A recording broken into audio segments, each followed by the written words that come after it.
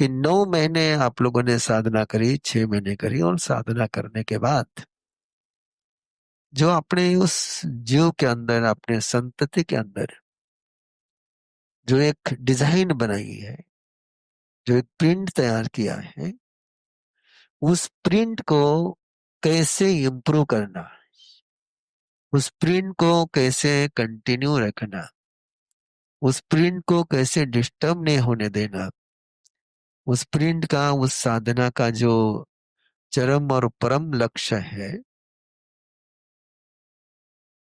उसको जैसे एक बीज को बोया, बीज अंकुरित हो गया, एक पौधा बनने की शुरुआत हो गई, तो केवल बीज को बोना और अंकुरित होना ही पर्याप्त नहीं होता है। उसका बाद में उसको फर्टिलाइजर भी देना होता है, उसका सिंचन भी करना होता है, उसका संरक्षण भी करना होता है, और आगे जाकर के भी उसको जब तक कि वो शिखर पर नहीं पहुंचे तब तक उसको संजोना होता है। अन्यथा बीज भी व्यर्थ हो जाता है यदि उसके बाद में बराबर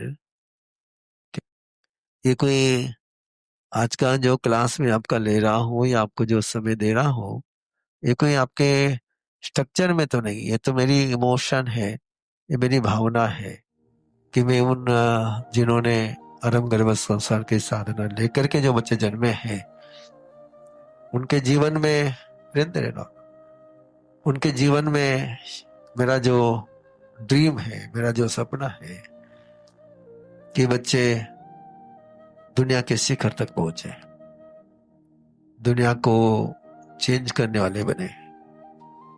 सच बताऊं, आप हंसोगे नहीं मेरी बात को, मैं चाहता हूं कि आपके संतति को नोबेल पुरस्कार मिले, इस लेवल की उनकी क्वालिटी बने, क्वांटिटी बने।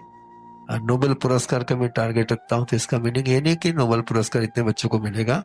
मैं भी जानता हूं कि नोबेल पुरस्कार बहुत लिमिटेड होते हैं, लेकिन नोबेल पुरस्कार के एलिजिबल आपके बच्चे बन जाए। नोबेल पुरस्कार एक सिंबल है ना। ऐसा नहीं कि महात्मा गांधी को नोबेल पुरस्कार नहीं मिला इसका मतलब वो उसके योग्य नहीं, ऐसा नहीं है।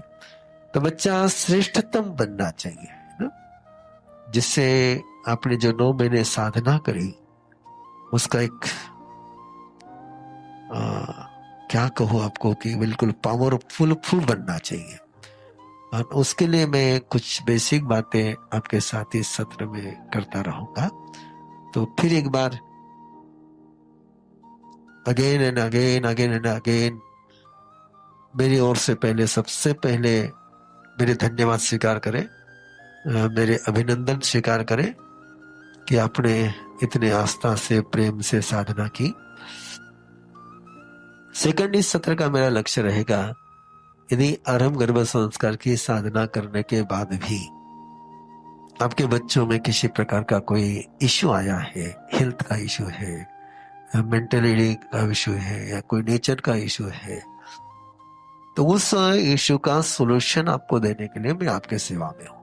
क्योंकि ये इनडायरेक्टली मेरी मॉरल ड्यूटी है कि जिन्होंने आरंभ गर्भ संस्कार की साधना करी है उनके बच्चों के पूरी डेवलपमेंट के लिए मैं अपना पूरा फोकस करूं, ये मेरी जिम्मेदारी है। उस जिम्मेदारी के नाते से मैं इस सत्र को मैंने मेरी ओर से ऑफर किया हुआ है।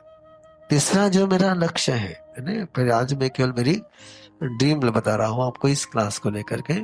तीसरा जो मेरा लक्ष्य है कि मैंने अरहम कम्युनिटी नाम दिया है इसको, मैंने नाम दिया अरहम कम्युनिटी। अरहम का मीनिंग होता है श्रेष्ठतम, सुपर, तो सुपर लोगों की कम्युनिटी।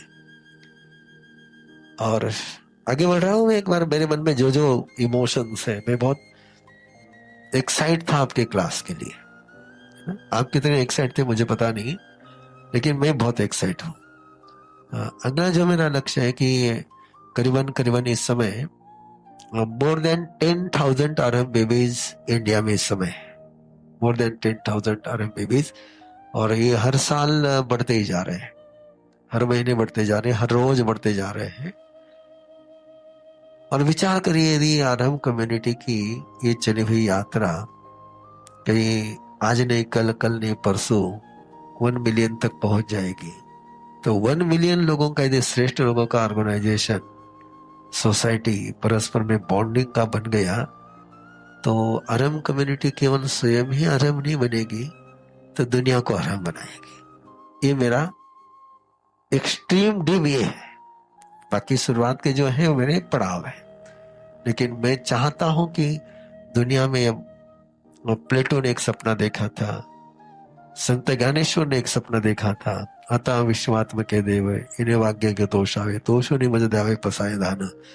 उन्होंने उस विश्वात्मक शक्ति से प्रार्थना करी थी। मैं इनसे प्रार्थना करूंगा कि ये जो आरंभ गर्भ संस्कार का यज्ञ हमारा चला है, उससे आप सारे लोग संतुष्ट होकर के मुझे एक वरदान दे, एक प्रसाद दान दे कि दुनिया पूरी जीने लायक हो जाए, है ना, सबके लिए, हर जीव के लिए जीने लायक हो जाए। इस तमन्ना के साथ, इस लक्ष्य के साथ मैंने ये सत्र शुरू किया है। कैसे लगता है आपको, मेरा ड्रीम कैसे लगता है? पहली बात तो मैं बाकी प्रोसेस के विषय में बाद में बात करता हूँ, लेकिन कल्पना करें यदि आरंभ बेबी का ऑर्गेनाइजेशन बनता है, संगठन बनता है। अभी तो आपके इसमें केवल मैंने 2 साल के बच्चे रखे हुए हैं, 2023 से लेकर 2025 से मैंने अलग अलग किया है, क्योंकि 2000 मुझे जाना है, 2000 से मैंने जो कार्यक्रम किए हैं, आज कई बच्चे 25 साल के हो चुके हैं, कई डॉक्टर भी बन चुके हैं इसमें से, तो उन बच्चों को भी मैं बुलाऊंगा ही। तो मेरा ये सपना है ना। Are you agree with my dream? Yes ना। तो ऐसा कर ले, ये ड्रीम में मेरा नहीं रख करके हम सबका ड्रीम बना लेते इसको। ये ड्रीम केवल मेरा नहीं हो तो हमारा ड्रीम हो जाए। अभी मैं इसको मेरा ड्रीम नहीं बोलूंगा, मैं बोलूंगा ये हमारा ड्रीम है।